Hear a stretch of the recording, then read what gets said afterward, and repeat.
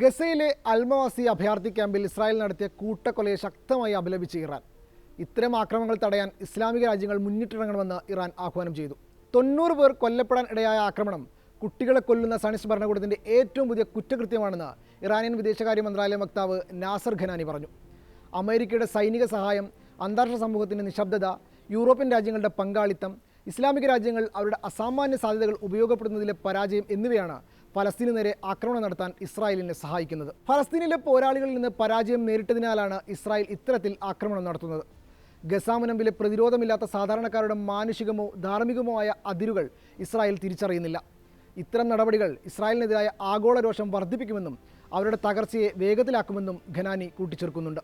ഫലസ്തീൻ രാഷ്ട്രത്തിനുള്ള പിന്തുണ തുടരുമെന്ന് ഇറാന്റെ പുതിയ പ്രസിഡന്റ് മസൂദ് പെസഷ്കിയാൻ ഹമാസ് നേതാവ് ഇസ്മായിൽ ഹാനിയയ്ക്ക് അയച്ച കത്തിൽ വ്യക്തമാക്കിയിരുന്നു. ഫലസ്തീൻ രാഷ്ട്രത്തിൻ്റെ ദൃഢതയും പോരാളികളുടെ വീരോചിതമായ ധീരതയും കാരണം അന്തിമ വിജയം ഫലസ്തീൻ ജനങ്ങളുടെ കൈകളിലാണെന്നും അദ്ദേഹം കൂട്ടിച്ചേർത്തു. അൽമവാസി കൂട്ടക്കൊലയെ യമനിലെ സായുധ വിഭാഗമായ ഹൂത്തികളും ശക്തമായി അപലപിച്ചിട്ടുണ്ട്.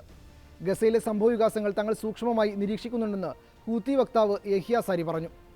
അറബ് ഇസ്ലാമിക രാജ്യങ്ങളുടെ അലംഭാവം ഇസ്രായേൽ എന്ന ശത്രുവിനെ ഇത്തരം കുറ്റകൃത്യങ്ങൾ തുടരാൻ പ്രേരിപ്പിക്കുകയാണ്. ഫലസ്തീൻ ജനതയുടെ രക്തത്തിന് പകരം യഥാർത്ഥ വിജയം നേടിക്കൊടുക്കാനുള്ള പരിശ്രമവും തുടരും. ആക്രമണവും ഗസയിലെ ഉപരോധവും അവസാനിപ്പിക്കുന്നതുവരെ ഇസ്രായേലിനെതിരെയും അവരെ പിന്തുണക്കുന്നവർക്കെതിരെയുമുള്ള സൈനിക പ്രവർത്തനങ്ങൾ വ്യാപിപ്പിക്കുമെന്നും യഹിയ സാരി കൂട്ടിച്ചേർത്തു. ഹൂത്തികളുടെ പോളിറ്റ് ബ്യൂറോയും കൂട്ടക്കൊലയെ അപലപിച്ചിട്ടുണ്ട്. അമേരിക്കയുടെ നേരിട്ടുള്ള നിർദ്ദേശത്താലാണ് ഇസ്രായേൽ കൂട്ടക്കുരുതി തുടരുന്നതെന്ന് പ്രസ്താവനയിൽ കുറ്റപ്പെടുത്തി. ലോകത്തിൻ്റെയും അന്താരാഷ്ട്ര സമൂഹത്തിൻ്റെയും അലംഭാവവും ഇതിന് പിന്തുണയേകുന്നു. ഫലസ്തീൻ പോരാളികളുടെ നേതാക്കളെ ലക്ഷ്യമിട്ടാണ് ആക്രമണം നടത്തിയതെന്നാണ് ഇസ്രായേൽ പറയുന്നത്. എന്നാൽ കുറ്റകൃത്യത്തിൻ്റെ ക്രൂരതകളെ മറയ്ക്കാൻ ഈ വാദം പര്യാപ്തമല്ല. ഫലസ്തീൻ ജനതയോടും അവരുടെ ചെറുത്തുനിൽപ്പിനോടും എല്ലാവിധ പിന്തുണയും ഉറപ്പാക്കുകയാണെന്നും പോളിറ്റ് ബ്യൂറോ പ്രസ്താവനയിൽ കൂട്ടിച്ചേർത്തു. ഇസ്രായേൽ ആക്രമണത്തെ ജോർദാനും അപലപിച്ചിട്ടുണ്ട്. ഫലസ്തീനികളെ സംരക്ഷിക്കാൻ അടിയന്തരവും ഫലപ്രദവുമായ അന്താരാഷ്ട്ര നടപടി ആവശ്യമാണെന്നും ജോർദാൻ നേതൃത്വം വ്യക്തമാക്കി. ഇസ്രായേലിൻ്റെ കൂട്ടക്കൊലക്കെതിരെ ഐക്യരാഷ്ട്രസഭാ സെക്രട്ടറി അന്റോണിയോ ഗുട്ടറസും രംഗത്ത് വന്നിരുന്നു. ഈ ആക്രമണം ഗസയിൽ ഒരിടവും സുരക്ഷിതമല്ലെന്ന് വെളിവാക്കുകയാണ്. സംഭവം ഞെട്ടലും സങ്കടവും ഉണ്ടാക്കി. കുട്ടികളും സ്ത്രീകളും ഉൾപ്പെടുന്ന സാധാരണക്കാരെ കൊല്ലുന്നതിനെ അപലപിക്കുകയാണ്. ഉടനടി വെടിനിർത്തൽ പ്രഖ്യാപിക്കണമെന്നും ബന്ദികളെ കൈമാറണമെന്നും അദ്ദേഹം ആവശ്യപ്പെട്ടു. തെക്കൻ ഗസയിലെ ഖാൻ യൂനിസിന് പടിഞ്ഞാറ് സ്ഥിതി ചെയ്യുന്ന അൽമവാസിയിൽ ഇസ്രായേൽ നടത്തിയ വ്യോമാക്രമണത്തിൽ 90ഓളം ഫലസ്തീനികൾ കൊല്ലപ്പെടുകയും 300-ലേറെ പേർക്ക് പരിക്കേൽക്കുകയും ചെയ്തിരുന്നു. പരിക്കേറ്റ പലരുടെയും നില ഗുരുതരമാണെന്ന് ഗസ ആരോഗ്യ മന്ത്രാലയം അറിയിച്ചിട്ടുണ്ട്.